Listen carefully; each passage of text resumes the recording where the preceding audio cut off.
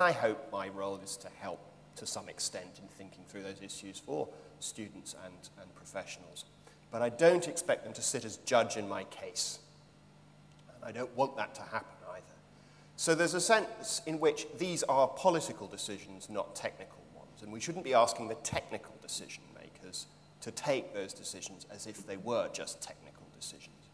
There are trade-offs we have to make in society. There is a political debate we need to have as a society.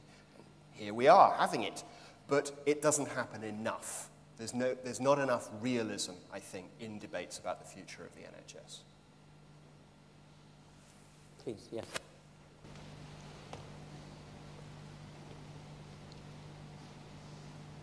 Yeah, this is another point going on about if someone smokes, should you deny them any treatment? I suppose the other way of saying is that we kind of only have this debate because the NHS has sort of limited funding in the extent that it's funded by taxpayers' money.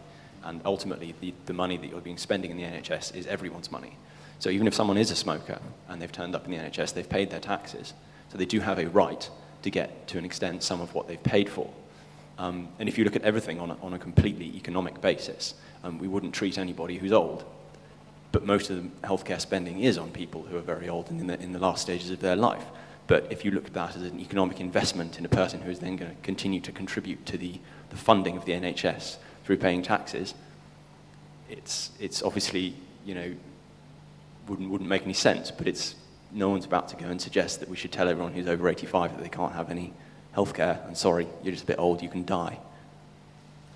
There is an interesting debate in the US about, where else, about whether there's a duty to die, whether we are overextending our lifespans, and whether by taking certain measures we might be placing ourselves in a position of moral hazard by making ourselves extremely vulnerable to the need for intensive health care without really thinking through whether we gain any benefit from that. That's an interesting debate, I think.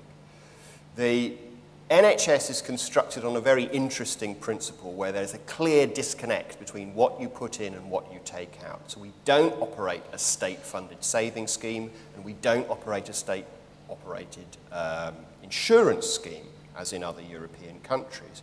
I think in terms of the discussion about individual accountability, I think everyone on the panel is more or less agreed that that's something that is a questionable burden to put in the sort of level that I think perhaps you are considering. That said, the role of education and information is absolutely critical. And in many, for instance, in developing countries, a lot of the ways in which healthcare delivery becomes possible is through campaigns of information and prevention, because you might be dealing with something that there's a tremendous social stigma. The medicines aren't going to help. You must start, because they're not going to be accepted, or there must be treatment through, say, a traditional healing practice and so forth. It's information that is hugely important there. So in a way, you could say, well, this is about teaching people individual responsibility, but I don't think it's necessarily about imposing responsibility. I think it's about giving people the opportunity to access that information and to be participants in their health, but not necessarily just displacing that responsibility, not just dismissing it and saying, you either give up smoking or you don't do this or you don't do that. We're not going to help you unless you behave in the right way. And again, smoking, for instance, the campaigns and the investment in educating people about giving up smoking or assisting people, giving them the support to give up smoking, treating it as something that is part of that whole delivery of health care. It's not something that is divorced from the condition that might lead to the need for treatment for coronary disease or something like that. It's part of that whole condition. And I think separating perhaps is one of the more controversial aspects. Yes, please. I had a more practical question.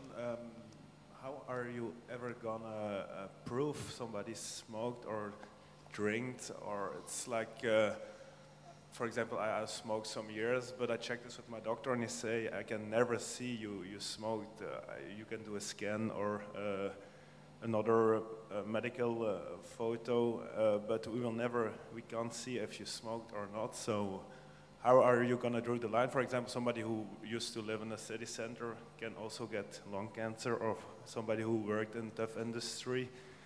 or somebody who's really sensible for cancer, who would get cancer anyway, and who smoked maybe 2 cigarettes when he was 12 and 2 more when he was 20, and then you are going to investigate his family and say you have to say he smoked or not. I think on a matter of evidence, it's impossible. Well, obviously, we can do the very short-term thing. We measure carbon monoxide levels in the blood or alcohol levels, but I agree that they fall off quite quickly. I mean, a slightly separate debate that we do have is the insurance companies. And if you tick your box that says, I am not a smoker, and they have discovered that you have had a cigarette in some photograph on Facebook or something, you could be in serious trouble. There's an interesting proposal from a colleague of mine at LSE that you should license smokers. And the way you do it is simply you sell a permit. And it lasts for a year, and then you have to buy another one. You pay £10 for it. If you've got a smoking permit, you can buy cigarettes. You can't if you don't have the smoking permit. But on the other hand, if you have a smoking permit, you're a certified smoker. So you just feed it into your system. Done. They like simple solutions at LSE.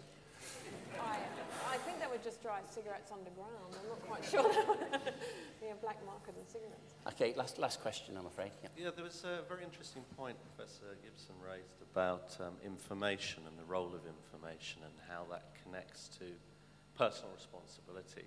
And I wondered what you thought about the relationship of government to information and how that correlates with taxation.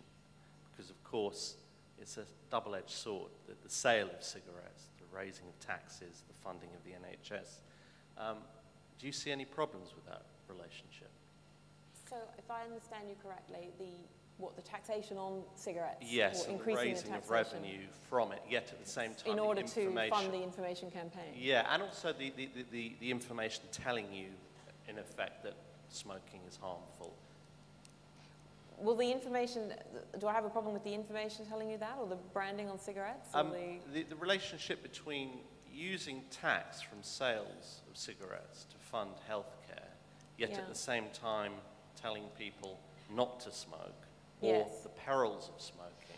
I mean, because obviously the usual presentation or explanation is that increasing taxes is somehow going to be will discourage but I mean it does seem punitive. I think if that's what you're suggesting, and it does seem difficult to make that direct correlation in terms of taking the taxes and directing them towards information. There seems to be quite a neat relationship there. I mean, if you are taking it from the products to fund the kind of expansion of the healthcare and the support for those people, then apart from, I'm not really going to, not a government policy maker in this area, but it doesn't seem to be, it does seem to be quite a relevant use of that revenue as distinct from perhaps funding. The only difficulty with that, well, I mean, there's a couple of difficulties with that argument. One is that there's a general principle of British tax policy that you don't have hypothecated taxes. So you don't tie a particular tax income stream for the exchequer to a particular use. So there's a difficulty there.